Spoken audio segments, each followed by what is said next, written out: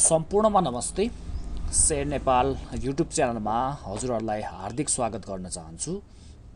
आज म फाइनान्स सेक्टरको कुन कम्पनीले कुन स्टकले हामीलाई 77-78 मा कति डिभिडेन्ड दिन सक्छ भन्ने बारेमा भिडियो बनाउँदैछु। यो भन्दा अगाडि मैले डेभलपमेन्ट ब्याङ्कको र कमर्सियल ब्याङ्कले कति पर्सेन्टसम्म डिभिडेन्ड दिन सक्छन् भन्ने चाहिँ भिडियो बनाएको छु। सो भिडियोहरू हजुरले हेर्नु भएको छैन भने हेर्न हाम्रो च्यानलमा गएर हेर्न सक्नुहुनेछ। यदि हजुरहरू हाम्रो च्यानलमा नयाँ हुनुहुन्छ भने हाम्रो च्यानललाई सब्स्क्राइब गरिदिनु होला र छेउमै रहेको बेल आइकन पनि प्रेस गरिदिनु होला ताकि हामीले हालेको भिडियो सबभन्दा पहिला हजुरमाझ पुगोस्। अब ढिलो नगरिकन आजको मुख्य विषयवस्तुतर्फ लागौँ। रहेको छ फाइनान्स सेक्टर रहेको छ। फाइनान्स सेक्टरको 77-78 मा यो वर्ष कति डिभिडेन्ड दिन सक्छ भन्ने विषयमा छलफल गर्नेछौँ। फोर्थ क्वार्टरलाई लिएको छु। क्राइटेरियामा मैले price, reserve, net profit, EPS, distributable profit र डिस्ट्रिब्युटेबल इपिएस ल्याएको छु। अब हामीले यहाँ अब 3% यीहरूलाई हामी छोड्दिउँ। हेर्न सक्नुहुन्छ। हेर्नलाई चाहिँ यो भन्दा तल जस्तो 9% बाट हेर्ने हो भने पिएफएल को रिजर्भ रहेको छ, नेट प्रॉफिट रहेको छ, इपिएस 13.19 रहेको छ र डिस्ट्रिब्युटेबल प्रॉफिट, यो डिस्ट्रिब्युटेबल प्रॉफिट बेसी हुने बित्तिकै डिस्ट्रिब्युट गर्न सक्ने क्यापेसिटी पनि बढ्छ।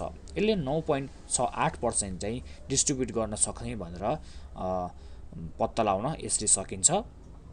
अनि एसआइएफसी रहेको छ, श्री इन्भेस्टमेन्ट फाइनान्स। एकजना हाम्रो भ्युअरले भन्नुभएको थियो हजुरहरूले सर्ट नेम भन्नुहुन्छ, अलिक बुझ्न गाह्रो हुन्छ, त्यही भएर पुरा नेम भन्नुभएको थियो। यो पिएफएल भनेको चाहिँ पोखरा हो है, म त्यो पनि भन्ने कोसिस गर्ने छु है त।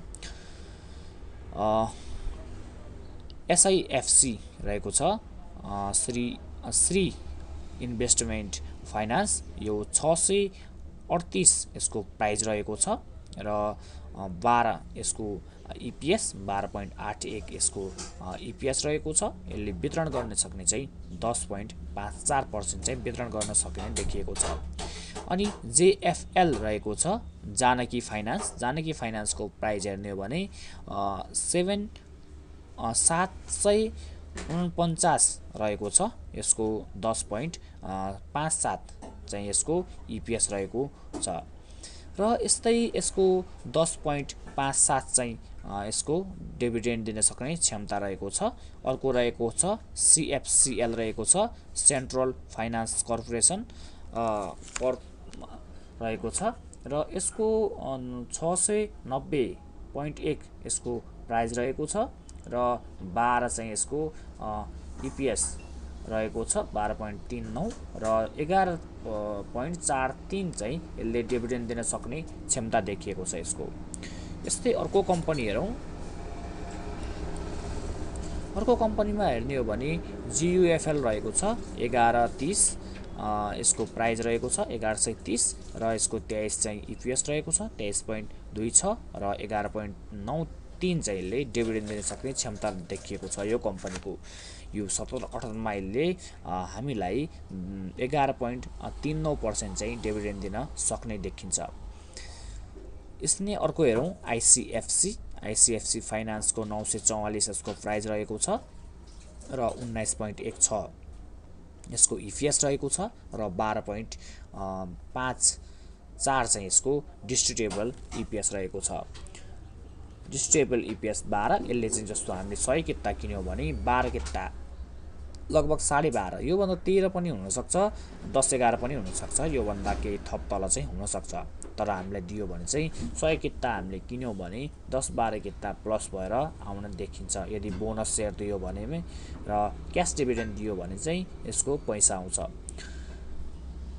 र अर्को हेरौँ जिएमएफआइएल। अनि यसको प्राइस रहेको छ 638 रहेको छ। यसको 11.8 यसको इपिएस रह्यो, 13.14 चाहिँ यसको डिस्ट्रिब्युटेबल इपिएस रहेको छ। यस्तै अर्को कम्पनी हेर्ने हो भने जिएफसिएल रहेको छ। जिएफसिएल गुडविल फाइनान्स रहेको छ 870 यसको प्राइस रहेको छ र 21.12 चाहिँ यसको इपिएस रहेको छ र 15.82 चाहिँ यसको डिस्ट्रिब्युटेबल इपिएस रहेको छ। यस्तै अर्को कम्पनी हेर्ने हो भने आरएलएफएल रहेको छ रिलायन्स फाइनान्स र यसको 693.9 यसको प्राइस रह्यो र 14 यसको इपिएस र 16.95 चाहिँ यसको डिस्ट्रिब्युटेबल इपिएस रहेको छ। वितरण गर्न सक्ने यसको डिभिडेन्ड रहेको छ। अर्को रहेको छ आरएलएफएल। आरएलएफएल त मैले भने हैन, एमएफआइएल मञ्जुश्री रहेको छ। एमएफआइएल मञ्जुश्री रहेको छ 1180 यसको प्राइस रहेको छ।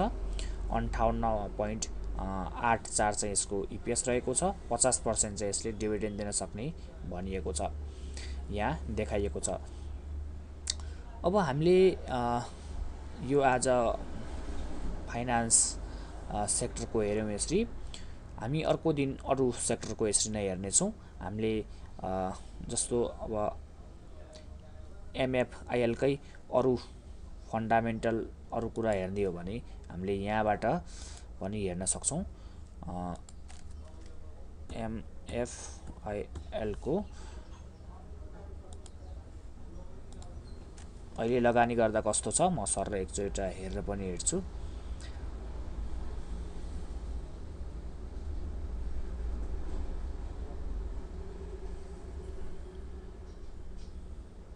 Manjushree finance fair and grid meter चाहिँ अहिले 83 मा रहेको देखिएको छ। ग्रिडमा रहेको छ। जब 80 भन्दा यहाँ 80 भन्दा माथि छिर्न थाल्छ अलिकति रिस्क बढ्दै जान्छ। जब 90 भन्दा 100 को आउँछ त्यहाँ पुगेपछि लगभग घट्ने स्योर जस्तै हुन्छ। यसको कति दिएको छ है हिस्ट्री पनि एकचोटि सर हेरौँ हामी। यसको डिभिडेन्ड हिस्ट्री चाहिँ कस्तो रहेको छ भने यहाँ हेर्न सक्छौँ हामीले। डिभिडेन्ड हिस्ट्री 76-77 मा 5.5 क्यास दिएको थियो, 18 बोनस दिएको थियो, बोनस सेयर। यो भनेको सेयर आउने हो, यो भनेको हामीलाई पैसा दिने हो। यो फेस भ्यालुले दिन्छ है, यो कन्फ्युजन नहुनु होला, यसलाई फेस भ्यालु कति छ त्यसको आधारमा पैसा दिने हो। र 75-76 मा 9 1 9 अनि 73-74 मा 0.32 चाहिँ यसको क्यास दियो भने 5 चाहिँ बोनस दियो। यहाँ चाहिँ यसरी हेर्न सक्छौँ। 14 11 राइट सेयर पनि ल्याएको रहेछ दुईटा लगातार 71 र 72-73 मा र यसरी हामीले हेर्न सक्छौँ यहाँबाट। आजको यो फाइनान्स सेक्टरको यही नै रह्यो। म अरू दिन अरू सेक्टरको फेरि भिडियो ल्याएर आउनेछु।